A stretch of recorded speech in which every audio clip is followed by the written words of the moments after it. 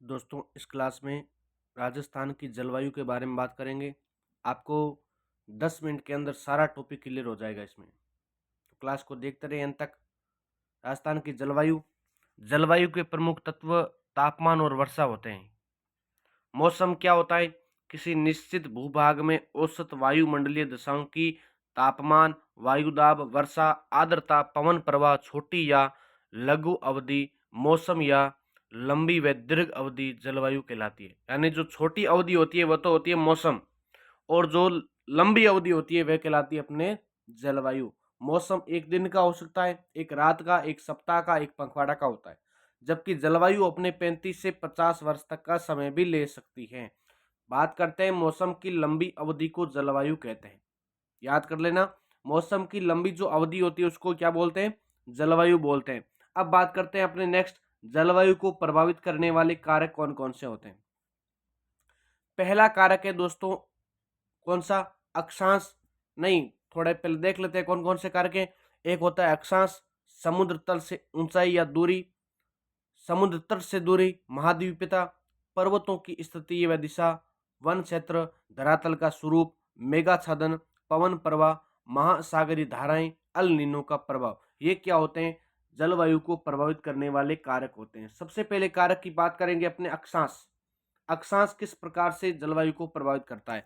तो अक्षांश हमने भारत के भूगोल में भी देखा है, इसमें भी देखते हैं। शीतोष्ण कटिबंधीय जलवायु 50 जिलों की या 41 जिले कर लेना यहाँ पर। तो उष्ण कटिबंधीय जलवायु एक बांसवाड़ा, बांसवाड़ा में क्या होती है? उष्ण कटिबंधीय जलवायु। यहाँ आपने देख तो ये इस डायग्राम के माध्यम से देखो आप, इधर सूरज है और ये अपनी पृथ्वी है। तो जो कर्क रेखा है 23.5 डिग्री उत्तरी अक्षांश, और जो मकर रेखा है 23.5 डिग्री दक्षिणी अक्षांश, बीच में भूमध्य रेखा है। तो इधर जब सूर्य तिरछा करता है या सीधा रहता है तो 22 दिसंबर को क्या होती है? मकर रेखा पर सीधा रहता है, जबकि भूमध्य रेखा पर 21 मार्च और 23 सितंबर को क्या रहता है? सीधा चमकता है। जबकि कर्क रेखा पर सूर्य कब होता है? 21 जून को सीधा रहता है। इस प्रकार से भी फर्क पड़ता है। फिर दूसरा पॉइंट है अपने समुद्र तट से ऊंचाई। ऊंचाई की ओर जाने पर 1000 मीटर पर 6.5 डिग्री या 165 मीटर पर 1 डिग्री सेल्सियस तापमान कम होता है। अतः अच्छे ऊंचे ऊंचे स्थानों का तापमान नीचे स्थानों की तुलना में कम होगा। राज्य का सबसे ऊंचा स्थान माउंट आबू 1295 मीटर, सबसे ठंडा स्थान भी वही है। और राजस्थान का बरखोयांस्क भी कहते हैं। क्या बोलते हैं उसको? राजस्थान का बरखोयांस्क कहते हैं। हमारा वायुमंडल सूर्य की लघु किरणों की अपेक्षा पार्थिव किरणों से अधिक गर्म होता है, अतः ऊंचाई की ओर जाने पर तापमान कम होगा। क्या होगा? कम होगा। फिर नेक्स्ट 3 नंबर बिंदु आएगा अपने समुद्र तट से दूरी। कौन सा बिंदु आएगा? समुद्र तट से दूरी।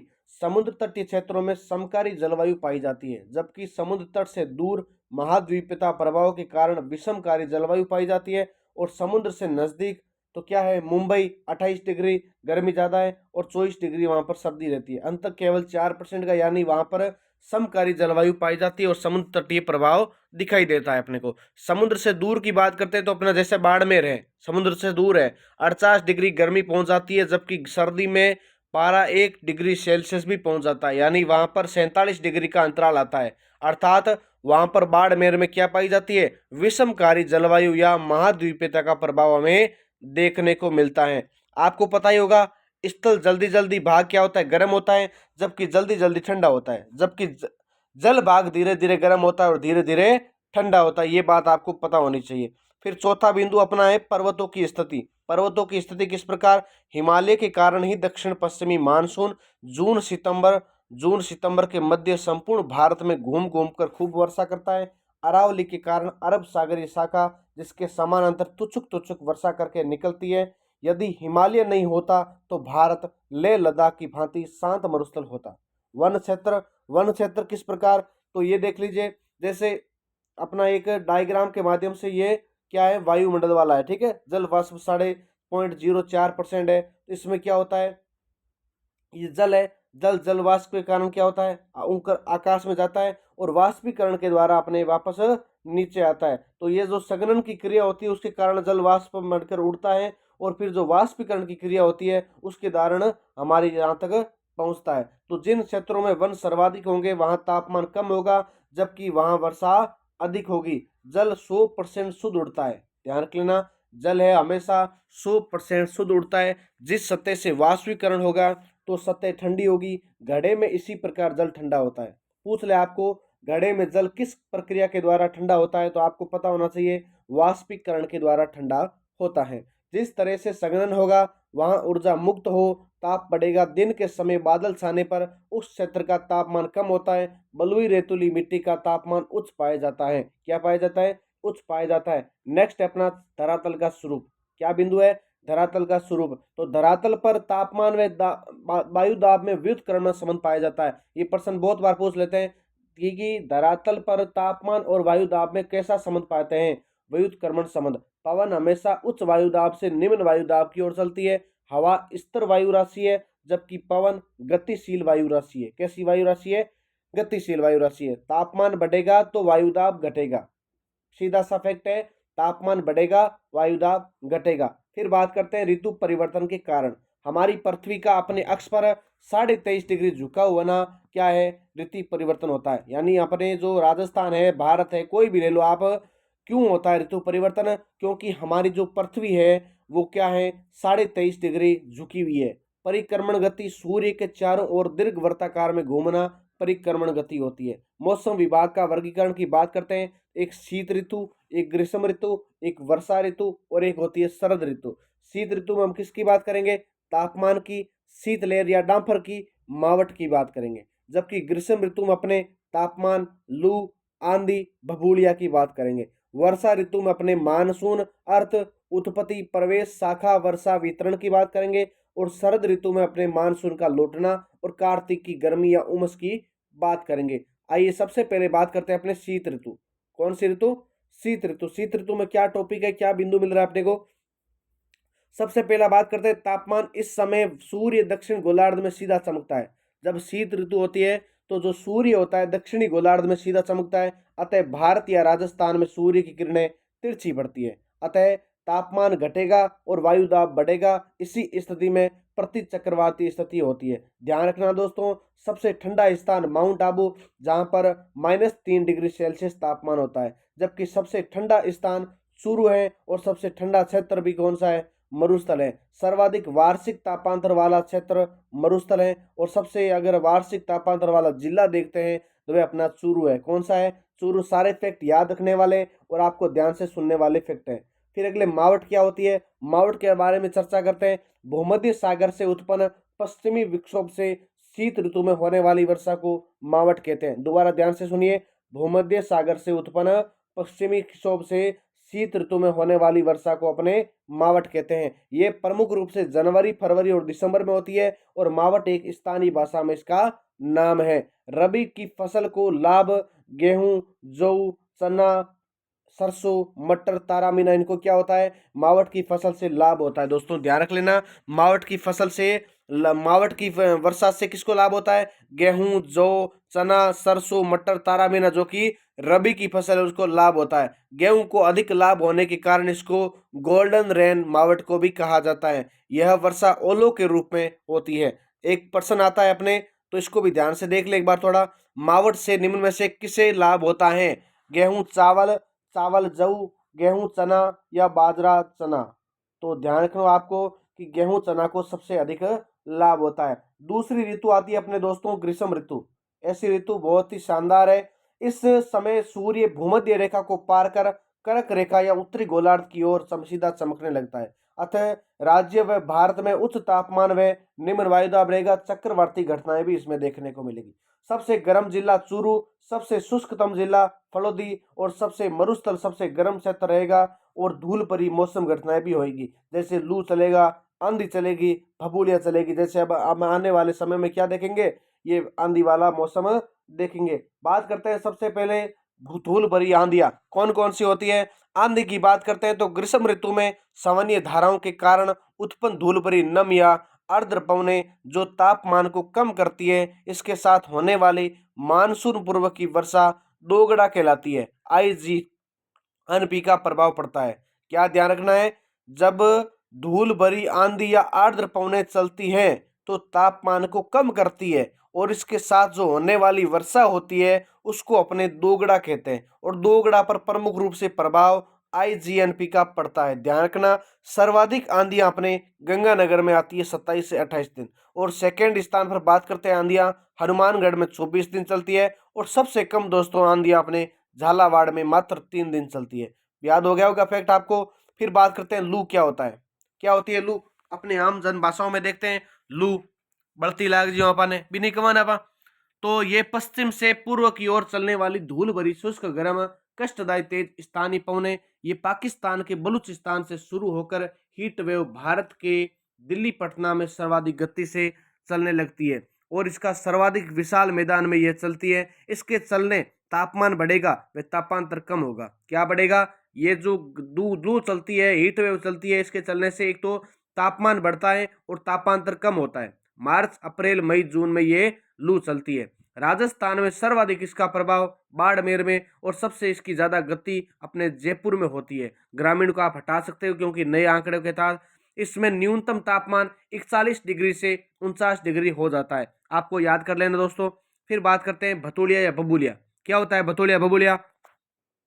आप देखा नहीं तावड़े में घनी बारी आया करे बिन कहेंगे भतोलिया कवे। तो ग्रीष्म और शरद ऋतु की यह निम्न वायुदाब के कारण बनी चक्रवातीय मौसम घटना है। ये क्या है? वायुदाब के कारण बनी चक्रवातीय, एक चक्कर जैसा ये डायग्राम बना है, उसके आधार पर ये क्या होता है? मौसमी घटना है। इसे स्थानीय भाषा में भतुड़ा कहते हैं। क्या बोलते हैं इसको? भतुड़ा। इसके आने पर हनुमान जी की कार और दूध की धार दी जाती है सर्वाधिक बीकानेर में आते हैं। ये मेरा थोड़ा एक्स्ट्रा पॉइंट है, आप याद करो तो कर लेना। फिर है अपना वर्षा ऋतु। कौन सा ऋतु? वर्षा ऋतु। वर्षा ऋतु 15 जून से 15 सितंबर। मानसून ये अरबी भाषा के मौसम शब्द से बना है, जिसका अर्थ होता है हवाओं के साथ में रूप में परिवर्तन करना। इसकी सर्वप्रथम व्याख्या अरब भूगोलवेता अल मसूद की द्वारा की गई। दिन में चलने वाली जल समीर, सागर समीर, और रात में चलने वाली थल समीर होती है। इस ऋतु में भारतीय भूमि थार मरुस्थल का तापमान अधिक व दाब न्यून होने के कारण हिंद महासागर से उत्पन्न पवनें भारत के दक्षिण पश्चिमी भाग में अथाह नमी के साथ प्रवेश करती है। इसे ही दक्षिणी पश्चिमी मानसून कहते हैं। क्या बोलते हैं? दक्षिणी पश्चिमी मानसून। बात करेंगे दोनों शाखाओं की। एक होती है अरब सागरी शाखा, एक अपने बंगाल की खाड़ी शाखा। अरब सागरी शाखा में राजस्थान में 10% वर्षा करवाती है, जबकि बंगाल की खाड़ी अपने राजस्थान में 90% वर्षा करवाती है। अरब सागरीय 15 जून या मध्य जून को सर्वप्रथम मानसून प्रवेश द्वार बांसवाड़ा में प्रवेश करता है, जो कि बहुत बड़ा कम होता है, बहुत वर्षा कम होती है। जबकि बंगाल की खाड़ी अपने जुलाई और अगस्त में पूर्वाई के नाम से वर्षा करवाती है। वर्ष में न्यून तापांतर वाले महीने कौन से हैं? तो जुलाई और अगस्त। कौन से महीने? जुलाई और अगस्त। बात करते हैं वर्षा का वितरण। राज्य की औसत वर्षा 57.51 सेंटीमीटर है, और भारत में सबसे कम वर्षा मानसूनी होती है। मानसूनी वर्षा जून से लेकर सितंबर में होती है। सर्वाधिक वर्षाओं की बात करते हैं अपने, तो राजस्थान में सर्वाधिक वर्षा। स्थान की बात करते हैं तो माउंट आबू अपने, जहां पर 150 सेंटीमीटर या 150 सेंटीमीटर, जो कि 48 दिन में होती है।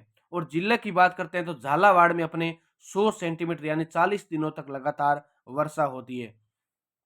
कम वर्षा की बात करते हैं तो स्थान है अपने सम गांव है, तहसील है, जो कि 0 सेंटीमीटर वहां वर्षा होती है। और सबसे जिलों की बात करते हैं तो अपने जैसलमेर में सबसे कम वर्षा मात्र 10 सेंटीमीटर वर्षा होती है। ये अगर हम डायग्राम के माध्यम से बात करते हैं इसमें, तो भी आप समझ सकते हैं कि वर्षा का आरोही क्रम और ये अवरोही क्रम है। थार मरुस्थल, अरावली, पूर्वी मैदान और हाड़ौती कम, यानी सबसे कम थार मरुस्थल में, बाद में अरावली मैदान में, पूर्वी मैदान में, और सबसे ज्यादा अपने हाड़ौती मैदान में होती है। समुद्र से दूरी बढ़ने पर वर्षा की मात्रा घटेगी। दौसा और अजमेर राज्य की औसत वर्षा के बाद बराबर वर्षा रखते हैं।